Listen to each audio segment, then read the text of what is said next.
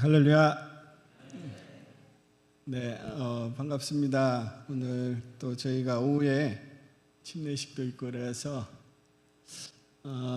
제 원은 빨리 끝내는 게 저의 바람이거든요.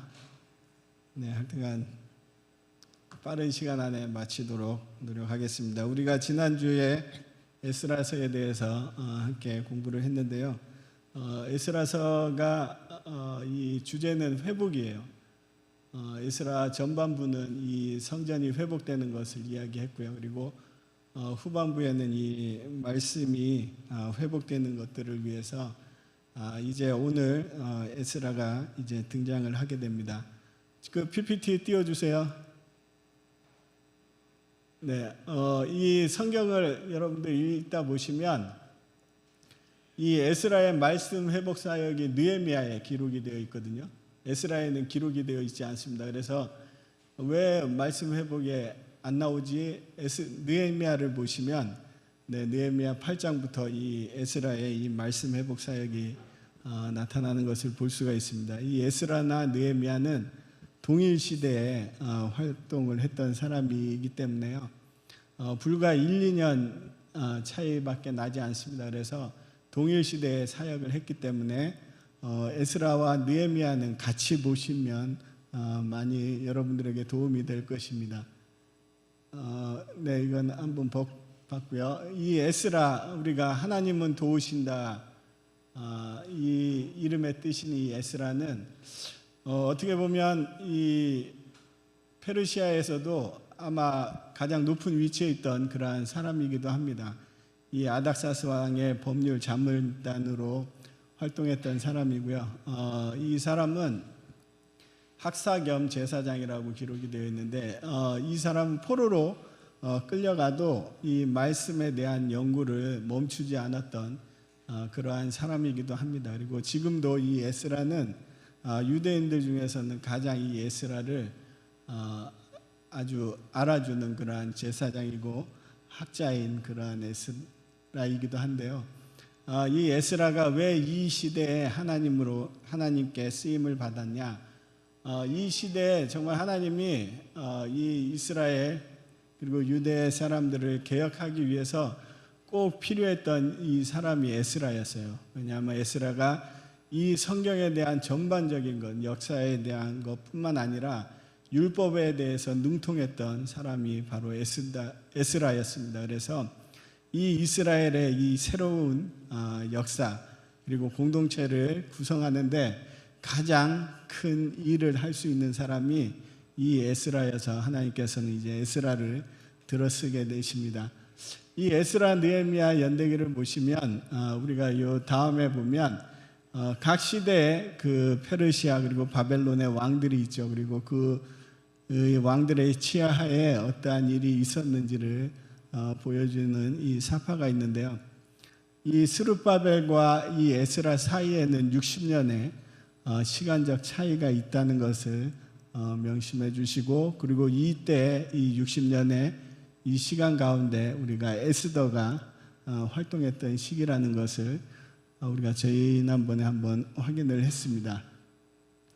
자, 2차 포로 귀환 때 이제 에스라가 등장을 하게 되는데요. 이 에스라와 함께 예루살렘으로 돌아온 사람은 불과 2,000명이 안 되죠. 아주 적은 인원이 이 예루살렘으로 돌아오게 됩니다. 왜냐하면 이미 이 많은 유대인들이 이 페르시아에 정착을 했기 때문에 다시금 이 예루살렘으로 그리고 돌아가는 그러한 마음들이 그들의 마음에 없었다는 그러한 이유를 또 얘기하시는 분도 있고, 이때는 어떤 사업을 하기 위해서 이 유대인들이 돌아간 것이 아니기 때문에 정말 이 소수 정예로 사람들을 뽑아서 이제 돌려보냈다라고 말씀하시는 성경 학자들도 있습니다.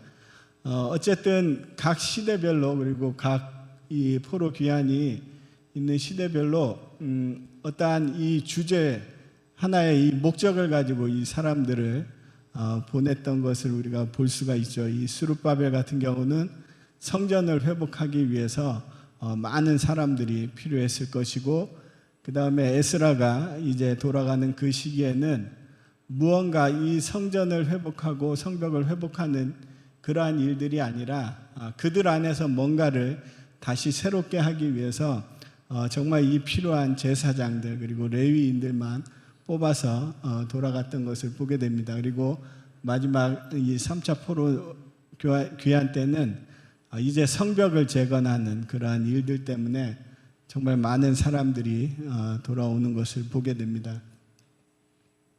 자, 이 에스라 이 책의 특징은 우리가 지난번에도 말씀을 드렸듯이 이 이스라엘 이 유대인들의 정체성을 찾는데 이 정체성을 회복하는데 아주 중요한 이 역할을 하는 책이기도 합니다. 그리고 이 에스라는 과거 이 출애굽의 사건들을 계속해서 언급하면서 이 지금 이 에스라 그리고 느헤미야도 과거에 이러한 출애굽과 같은 그러한 시점에 있다라고 그래서 뭐 작은 모세 뭐 그렇게는 이야기하지 않지만 모세와 여호수아와 같이 이 이스라엘을 새롭게 하는 일들 그 일들을 계속해서 이제 이 과거의 일들 모세 오경의 일들을 언급을 하면서 그 일들을 또 기록을 하고 있는 것을 볼 수가 있고요. 그리고 이 성전이 무엇인가라는 것에 대해서 약간 이제 이 에스라는 개념을 바꾸기 시작합니다. 뭐냐면 이제 예전에 이스라엘 백성들 가운데는 이 성전 건물에 집착하는 것들을 많이 볼 수가 있거든요. 바로 이 예루살렘 성전, 이 스룹바벨 성전 그리고 솔로몬 성전 같이 이 건물에 집착하는 그러한 경향들이 있는데 이제 이 에스라나 느헤미야는 어떠한 일들을 하냐면 이 고린도전서 3장 16절에 있는 말씀처럼 이 눈에 보이는 이 건물인 성전 그것이 중요한 게 아니라 정말 이 말씀을 듣고 말씀을 사는 그 백성들 각 사람이 하나님의 성전이라는 개념들을 이제 백성들에게 주입을 하게 됩니다. 그래서 이 건물인 성전은 언제든지 불탈 수 있다라는 것을 이 이스라엘 백성들은 다 알잖아요. 이 솔로몬 성전, 영원할 것 같던 솔로몬 성전이 바벨론에 의해서 없어지고 그리고 이 스룹바벨 성전도 로마에 의해서 다 이제 무너지는 그러한 일들을 겪었는데 이 에스라와 느헤미야는 이제 이 성전의 개념을 이 하나님의 말씀을 듣고 말씀을 사는 이 하나님의 백성들 그것들이 그 사람들이 바로 하나님의 성전이다라는 것들을 이제 백성들에게 그래서 이 말씀을 살고 말씀을 배우는 그러한 것들의 중요성을 또 이야기하고 있습니다. 에스라 7장은 이제 에스라가 등장을 하게 되거든요. 그리고 에스라에 대해서 소개를 하게 됩니다. 보시면 7장 1절부터 5절에 이 에스라의 족보가 나오거든요. 제일 중요한 것은 이제 대제사장 아론의 16대 손이 바로 이 에스라라는 것을 강조하고 있습니다. 이 유대인들은 참 이 족보를 좋아합니다. 우리나라도 그렇잖아요. 이 족보를 딱 얘기하면서 뼈대 있는 가문 막 이렇게 이야기를 하죠. 이 유대인들도 이 정통성, 내가 이렇게 뼈대 있는 가문에서 태어난 사람이야라는 것을 이야기할 때 이 족보들을 많이 쓰거든요. 여러분들이 마태복음 1장 1절 어떻게 보세요? 거기 예수님의 족보가 나오잖아요. 근데 왜 굳이 마태가 이 마태복음 1장 1절에 예수님의 족보를 기록을 해놨을까요? 이 족보를 보면 그 사람의 역사, 그 가문의 역사가 쫙 나왔는데 가장 중요한 사람이 맨 마지막에 나와요. 그래서 이 예수가 너네한테 정말 좋은 사람이야, 정말 중요한 사람인가를 이야기하기 위해서 족보를 이야기하는데 이 에스라도 내가 이스라엘에 이렇게 정통 있는 정통적인 가문의 사람이야 라는 것을 이야기하기 위해서 이 족보를 7장 1절에서 5절에 기록을 하고 있거든요. 여기에 보면 아사랴라는 사람이 나옵니다. 이 아사랴라는 사람이 누구냐 하면 이 솔로몬 성전, 솔로몬 성전을 섬기던 사람이 이 아사랴예요. 그 아사랴를 기준으로 위에 7명, 아래 7명 해가지고 이 구분을 하고, 그래서 이 아론의 이 대제사장 아론의 후손이라는 정통성을 가지고 이제 사람들에게 자신을 소개하는 그러한 에스라의 모습을 보게 됩니다. 자, 이게 뼈대 있는 가문 출신이라는 것을 이야기하고요. 그리고 그가 이 학사라는 이 에스라가 등장하기 전에 이미 60년의 시간이 흘렀다고 이야기를 했잖아요. 그래서 그 전에는 사람들이 성전을 재건하기 위해서 정말 많은 수고를 했는데 갑자기 이 에스라가 등장을 하면서 이제 뭔가를 개혁을 시도한다 그러면 다 사람들이 그 사람에 대해서 불신을 하게 되죠. 그래서 에스라는 자기가 어떠한 사람인가를 이야기하고, 또 이제 그가 어떤 학사라는, 그리고 이 예레미야 8장 8절에 어떠한 일이 있었냐면 옛날에 서기관들, 이 말씀을 기록하던 사람들이 이제 그 하나님의 받은 말씀들을 통해서 이 백성들에게 그것들을 가르쳐 준 게 아니라 이 왕, 이 정치가들의 입맛에 맞게 이 말씀을 변조해서 사용했던 것들을 이야기하면서 이 사람들이 이 서기관에 대해, 학사에 대한 많은 불신들이 있었는데 그러한 것들에 대한 어떤 이 조심스러운 마음을 가지고 그가 어떤 가문의 출신이라는 것을 밝히는 것을 볼 수가 있습니다. 자, 에스라서 7장 6절부터는 이제 계속해서 이제 에스라가 어떠한 과정을 통해서 이제 예루살렘으로 돌아왔는지를 쭉 기록을 하고 있는데요. 바벨론에서 예루살렘까지, 그가 예루살렘에서 바벨론으로 잡혀갔던 그 길을 그대로 돌아오게 되는 것을 보게 됩니다. 약 4개월간의 시간이 걸렸고요. 에스라서 7장 10절에는 이 에스라가 왜 이스라엘로, 예루살렘으로 돌아와야 됐는지 그 귀환의 이유를 말씀해 주고 있습니다. 바로 이스라엘에게 하나님의 율례와 규례를 가르치기 위해서 그가 이 귀환을 결심을 한 거거든요.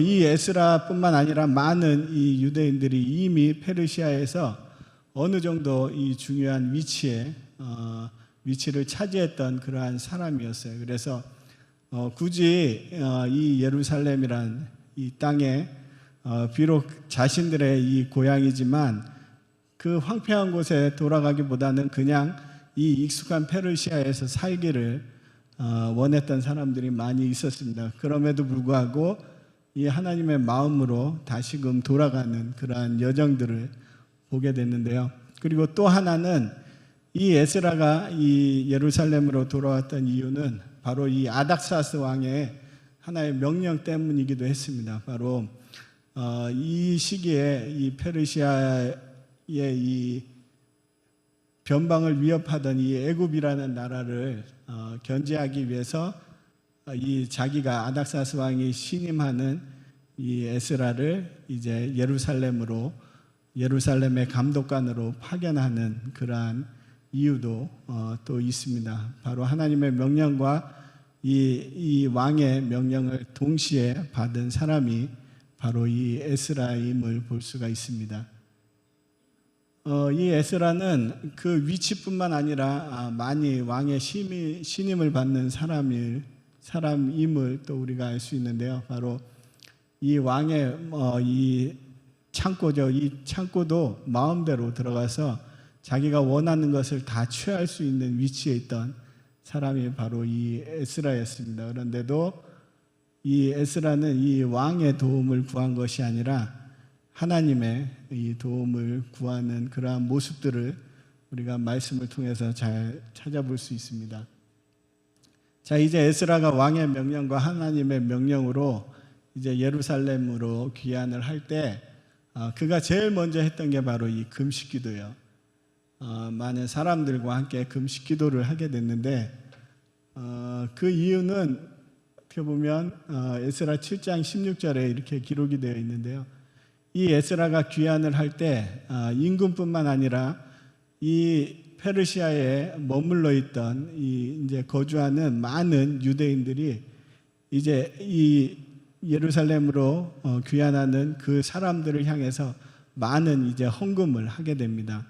그래 이 헌금들을 가지고 이제 예루살렘으로 귀환을 하게 되는데 이 헌금을 많은 이 재물들을 가지고 간다는 것들을 이제 도둑들이 다 듣게 되죠. 그래서 그들이 이제 이 에스라와 이 유대인들이 이 예루살렘으로 귀환하는 그 여정들을 이 도둑제들이 또 쫓아가게 되는 것을 보게 됩니다. 에스라 8장 22절에서는 그러한 이야기를 그러한 사정을 들은 이 아닥사스다 왕이 이제 에스라에게 이렇게 제안을 하는 것을 볼 수가 있어요. 너를 돕는 너를 보호해줄 마병들 보병들을 내가 너에게 줄게. 너가 안전하게 귀환할 수 있도록 그 모든 군대를 동원해 준다라는 그러한 왕의 제안도 이제 에스라가 거절을 하는 것을 보게 됩니다. 바로 하나님의 도움, 이 하나님의 일들인데 하나님께서 우리를 이끄신다라는 것, 그러한 믿음을 통해서 에스라는 이 왕의 도움도 거절하는 것을 볼 수가 있습니다. 그런데 우리가 이제 다음 주에 살펴볼 느헤미야는 좀 에스라랑은 또 틀려요. 느헤미야는 또 이 왕궁에 또 왕궁에서 또 그 큰 역할을 했던 그러한 사람이잖아요. 이 또 느헤미야는 또 이 왕의 명령으로 예루살렘으로 복귀할 때 그가 필요한 것들을 다 왕에게 구하는 그러한 스타일의 사람이었습니다. 그래서 이 에스라 느헤미야는 조금 이제 같은 시대에 활동했던 사람이라도 약간의 이 믿음의 어떤 분량들이 좀 차이가 나는 것을 보게 되는데 이 느헤미야라는 사람은 뭐든지 다 철저하게 준비가 안 되면 시작하지 않는 스타일. 그러나 에스라는 정말 하나님의 도우심을 구하고 이 하나님을 믿고 나가는 그러한 사람이었음을 볼 수가 있습니다. 자, 에스라가 이제 4개월간의 이 긴 여행을 통해서 이제 예루살렘으로 귀환하게 되고요. 그리고 정말 이 귀환하는 도중 가운데 어떠한 어려움이 없었던 것이 아니라 그는 정말 이 대적들과 매복한 자의 손에서 하나님이 그를 건지신 것에 대해서 감사하는 그러한 것들을 볼 수가 있고요. 그리고 이 감사로 하나님을 향한 예배로 그의 무상한 귀환을 또 하나님께 감사드리는 것을 볼 수가 있습니다. 이 에스라서 9장에 보면 이제 이 예루살렘으로 돌아온 에스라가 이 말씀에 대한 일들, 이 백성들을 말씀으로 새롭게 세우기 위해서 그 일들을 감당해야 함에도 불구하고 이제 한 가지 문제로 인해서 그 일들이 전면 수독되는 것을 볼 수가 있거든요. 바로 이 이방 여자와 결혼한 이 이스라엘 사람들, 유대인들을 발견하고 또 그 문제가 얼마나 심각한 일인지를 또 이 에스라서 9장을 보면 우리가 확인할 수 있는데요. 보시면 이 에스라는 이 모든 것들이 가증한 일을 행했다라고 이야기를 합니다. 왜냐하면 이미 이 스룹바벨과 예수와 이미 1차로 귀환했던 그 사람들, 많은 사람들이 이 이방 여인과 결혼한 그러한 일들이 있었거든요. 특히 이 예수아라는 이 지도자급의 사람이 이방 여자와 결혼을 함으로 말미암아 많은 이스라엘 사람들이 이제 이방 여자를 아내로 맞는 일이 있었습니다. 그런데 이 에스라는 왜 그것을 좀 가증한 일, 그리고 이 이스라엘의 이 공동체를 해치는 일로 봤냐면, 여러분들 이 르호보암이라는 왕을 아시죠? 이 르호보암이 누구냐면, 우리 중고등부 애들한테 물어봐야 되겠다. 르호보암이 누구지? 형호야? 자, 르호보암은 남유다의 첫 번째 왕이에요. 자, 그러면 이 르호보암의 아버지가 누굴까요? 솔로몬이에요. 자, 솔로몬이 어떠한 일을 했냐면 많은 이방의 여인들을 아내로 맞이했어요. 그러니까 요즘 말로 하면 국제 결혼을 했죠. 국제 결혼을 많이 했는데 그 국제 결혼이 문제가 아니라 이 국제 결혼을 했는데 이 결혼한 아내들이 무엇을 가지고 왔냐면 다 그들이 섬기던 신들을 이제 이스라엘로 다 가지고 왔습니다. 보시면 여기에 뭐 암몬 우상, 몰렉 이렇게 있는데 많은 이 우상들이 이제 이스라엘로 들어오게 돼요. 근데 이 하나님을 섬기던 솔로몬이 그 우상들에게 절하는 그러한 사건들이 벌어지게 됩니다. 자, 여기 보면 르호보암이 그의 조상들과 함께 자니 그의 조상들과 함께 다윗성에 장사되니라. 그의 어머니의 이름은 나아마여 암몬 사람이었더라. 자, 에스라는 이 이스라엘 역사에 정통한 그러한 사람이었어요. 그래서 그 이스라엘 역사 가운데 이 우상 숭배로 인해서 이스라엘이 어떠한 일을 겪었는지를 다 아는 사람이거든요. 그래서 이 이방 여자와 결혼하는 것, 거기에 대해서 이 에스라가 문제를 삼는 것이 아니라 이 이방 여인과의 결혼을 통해서 이 이스라엘 안에 다시 우상 숭배의 죄가 만연해지는 것에 대해서 이제 에스라는 어떻게 생각했을까요? 또 멸망이구나라는 것을 또 생각하게 됩니다. 그래서 에스라는 이것에 대해서 심각하게 이것이 심각한 문제라는 것을 인식하고 이제 여기에 대해서 대응을 하게 되죠. 그런데 이때 이 이스라엘 백성들, 이 남자들 어떠한 일까지 했냐면 자신의 이 조강지처를 버리고 이방 여인을 아내로 맞이하기 위해서 이 조강지처들을 버리는 일들까지 해요. 그 일들이 이제 말라기에 기록이 되어 있는데요. 정말 이 악한 일들을 거침없이 행하는 이 이스라엘의 죄들을 이야기하고 있습니다. 그래서 정말 이 심각한 문제 가운데 그가 이제 직면하게 돼서 하나님 앞에 나아가는 것을 또 보게 됩니다. 자, 에스라 9장 6절부터 15절에는 이 에스라의 회개 기도가 기록이 되어 있습니다. 이 보시면요, 어마무시해요. 이 기도는 이거는 회개 기도가 아니라 완전히 저주하는 그러한 기도 같거든요. 쭉 보시면 이 이스라엘의 모든 역사를 이 사람이 다 알기 때문에 그러한 것들을 쭉 이제 하나님 앞에 이야기하면서 이 죄를 이야기하게 하고 있습니다. 그래서 그냥 이 멸망이라는 그러한 전제하에 이 기도를 드리는 이 에스라의 모습들을 보게 돼요. 자, 에스라의 이 회개 기도의 특징은 이 용서를 구하는 것들이 없거든요. 바로 이 죄를 저지른 우리는 죽어도 마땅하다. 주님 앞에 한 사람도 우리는 감히 서지 못할 것이다. 그리고 용서를 안 하셔도 우리는 할 말이 없다. 정말 우리의 죄가 심각하다는 것을 계속 이야기합니다.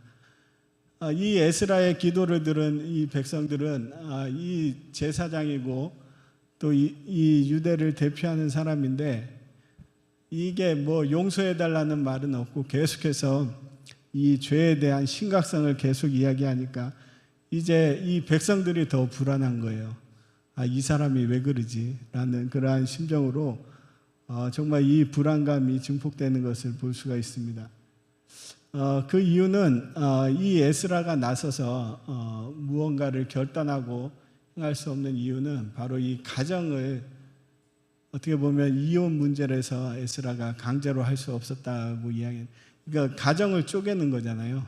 어쨌든 이 가정이 잘못된 가정이라도 가정을 쪼개는 일이기 때문에 에스라가 직접 결단을 하지 못하고 백성들이 스스로 이 결단을 하게끔 그러한 일들을 또 행하는 것을 보게 됩니다. 이 에스라는 계속해서 이 문제를 놓고 하나님께 금식도 하고 계속해서 기도를 하면서 정말 그 일들이 다시금 하나님 앞에 이 이스라엘 백성들이 깨닫고 돌아오기를 계속 기도를 하거든요. 그래서 에스라 10장에 가면 이 스가랴라는 사람이나 스가랴가 아니라 누구였죠? 그 엘람 사람, 엘람 사람 누가 나오는데 그 사람이 처음으로 이 에스라의 그러한 기도를 통해서 내가 이 잘못된 결혼,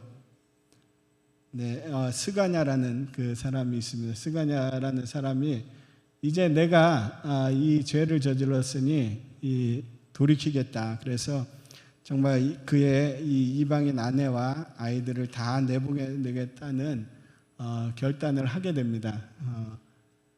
그럼에도 불구하고 계속해서 이제 에스라는 이 한 가정이 돌아왔지만 다시금 이 이스라엘 유대의 모든 사람들이 돌아오기를 다시 이제 계속해서 기도하고 있는 에스라의 모습을 볼 수가 있는데요.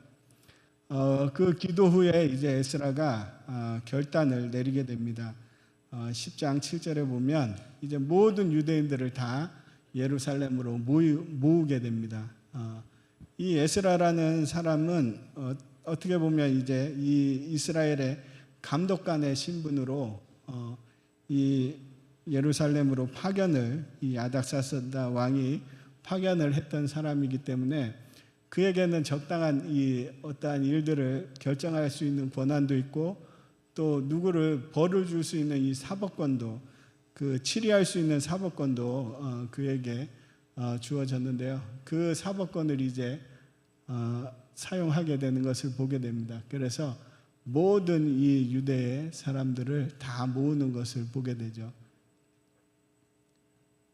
자, 이 유대 사람들을 모으던 그때가 바로 이 이스라엘에 우기가 있던 그러한 시기였습니다. 그래서 보면 이 분위기도 삭막한데 날씨도 삭막하죠. 많은 사람들이 보면 큰 비 때문에 떨고 있더라라고 기록이 되어 있는 건데요.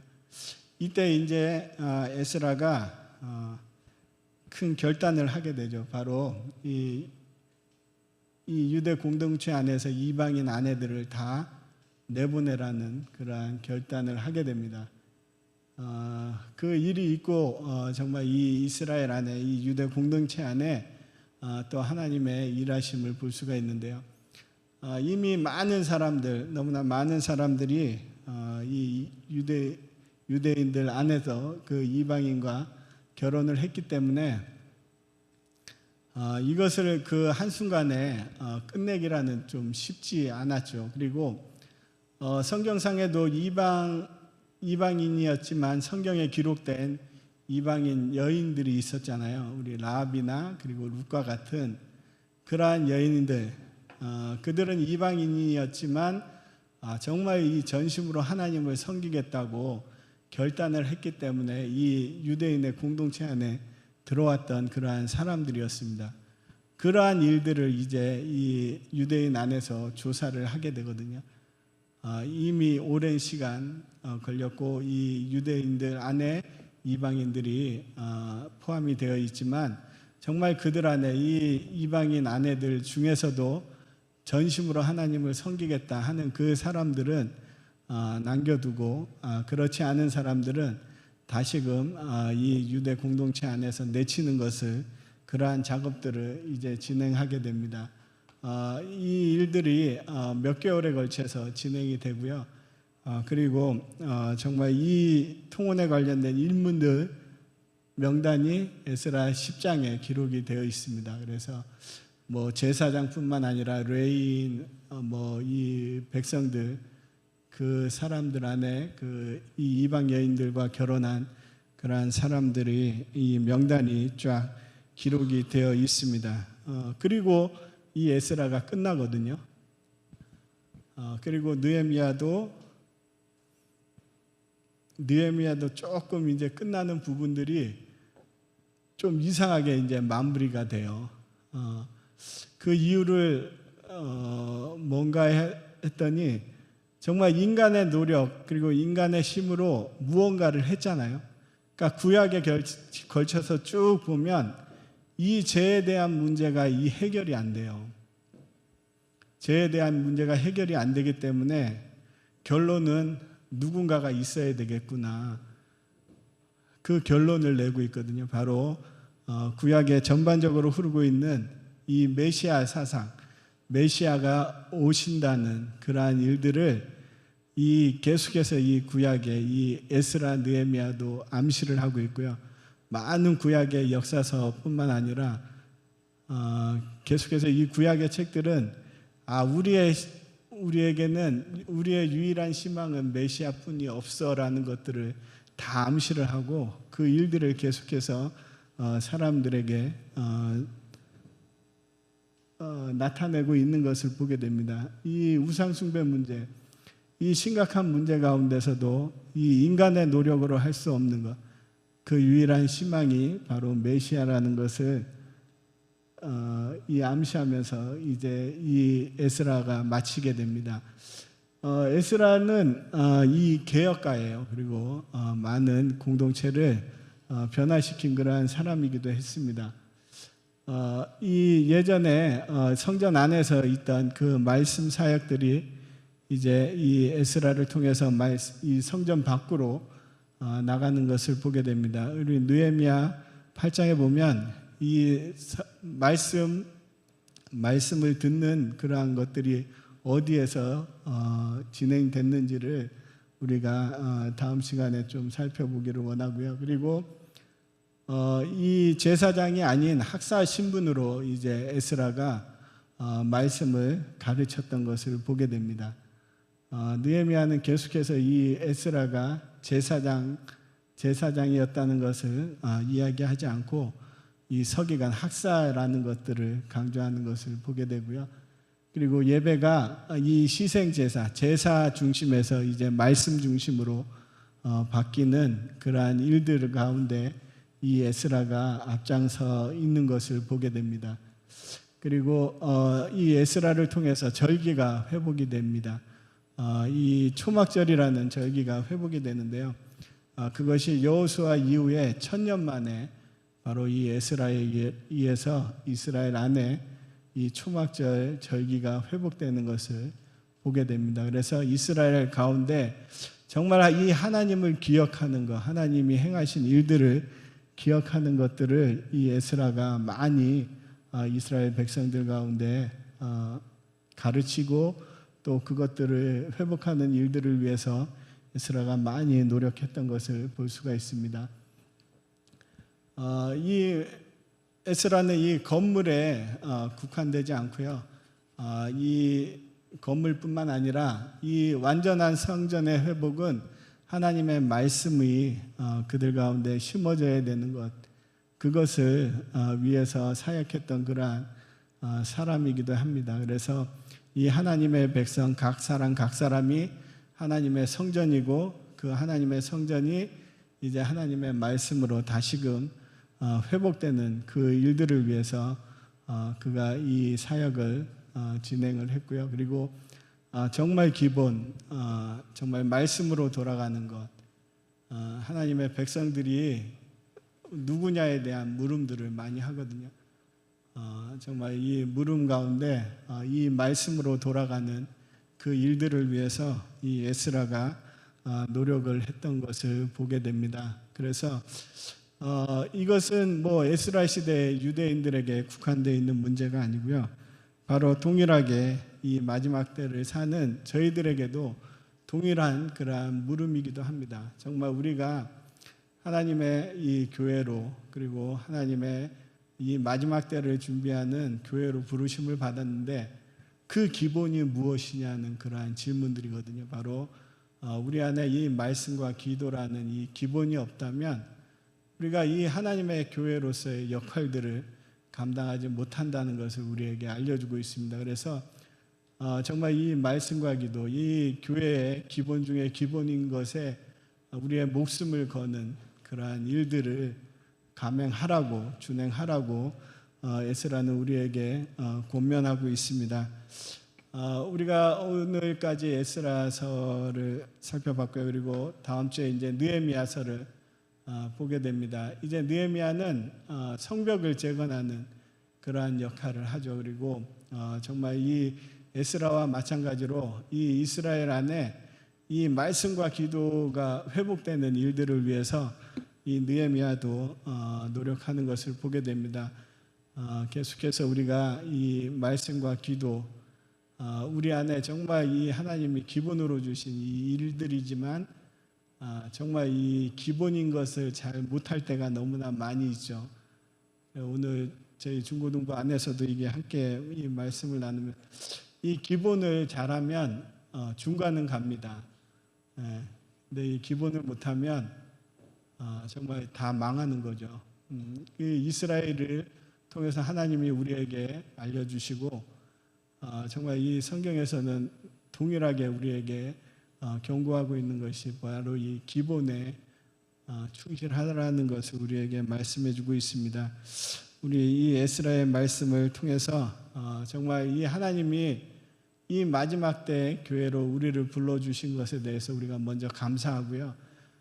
그리고 정말 이 교회가 행해야 될 일, 정말 이 말씀과 기도, 이 기본을 우리에게 주시고 또 그것을 행하라고 말씀하셨는데 정말 이 기본 중에 이 기본을 우리가 행하지 않았던 것 좀 회개하기를 원하고요. 정말 이 다시금 우리가 결단하기를 원합니다. 다시 우리가 회복되겠습니다. 이 말씀과 기도로 주님의 길을 예비하는 이 마지막 때의 교회로 내가 온전히 서겠습니다. 우리의 믿음의 결단을 다시 한번 주님께 올려드리기를 원합니다. 우리 주님의 이름 크게 한번 부르시고 함께 기도하겠습니다. 주여! 네, 주님 감사합니다. 주님, 이 마지막 때, 아버지, 이 마지막 때를 준비하는 교회로 우리를 불러주셨는데 주님, 우리가 정말 아버지 이 주님의 부르심의 사명에 아버지 온전히 순종하며 정말 이 마지막 때 주님이 오실 길을 예비하는 주님의 몸된 교회로서 온전히 설 수 있도록 주님, 우리 모든 아버지 우리 중간교회 성도들 가운데 기름을 부어 주시옵소서. 정말 이 말씀과 기도로 온전히 주님의 오실 길을 예비하는 그 일들 가운데 주님 우리를 불러주셨는데 주님, 우리가 그 일들 가운데 순종하지 못하고 그 일들 아버지 가장 교회의 기본 중에 기본인 그 일들을 행하지 못했던 아버지 우리의 모든 이 연약함들 그리고 우리의 게으름들 주님 용서하여 주십시오. 주님, 정말 아버지 하나님 이 마지막 때 아버지 주님의 오실 길을 예비하기 위해서 정말 말씀과 기도로 더 깨어있고 더 깨어있어 아버지 주님이 오심을 준비하는 우리 모든 중만교회 성도들이 될 수 있도록 아버지 어린아이부터 아버지 노년에 이르기까지 이 말씀과 기도로 주님께 더욱더 나아가는 이 복된 은혜의 시간들을 누릴 수 있도록 주님 인도하여 주시옵소서. 주님 감사합니다. 계속해서 아버지 이 이스라엘의 역사를 통해서 정말 우리 가운데 역사하는 주님을 바라보게 하시고 정말 이 모든 이스라엘의 죄악들이 정말 우리의 죄악임을 우리로 하여금 보게 하시니 주님 감사합니다. 주님, 우리가 더 주님께 회개하며 정말 우리의 마음을 낮추는 일들 가운데 더 열심을 내는 우리 모든 충만교회 성도들의 삶이 될 수 있도록 주님 인도하여 주시옵소서. 다시 말씀 앞으로 그리고 말씀과 기도로 이 주님의 오실 길을 예비하는 주님의 마지막 때의 몸된 교회로서 그 부르심의 사명을 감당하는 우리 모든 충만교회 성도들이 될 수 있도록 주님 기름 부어 주시옵소서. 주님 감사합니다. 정말 이 성경의 인물들을 통해서 정말 우리가 다시금 우리의 삶을 돌아보게 하시고 정말 다시금 주님 앞에 나아갈 수 있는 은혜를 더하여 주셔서 주님 감사합니다. 우리가 더 겸손히 주님의 말씀을 듣고 그 말씀 가운데 우리의 순종을 올려드리는 주님의 교회로서 온전히 설 수 있도록 주님 인도하여 주시옵소서. 감사합니다. 주님 계속해서 우리 모든 충만교회 성도들 가운데 기름 부어주시고 매일매일 주시는 말씀 가운데 온종일 순종을 드리는 우리 복된 삶이 될 수 있도록 주님 인도하여 주시옵소서. 감사합니다. 우리 가운데 은혜를 주시고 또 우리 가운데 깨달음을 더하여 주시는 주님의 이름을 찬양하며 예수님의 이름으로 감사하며 기도드립니다. 아멘.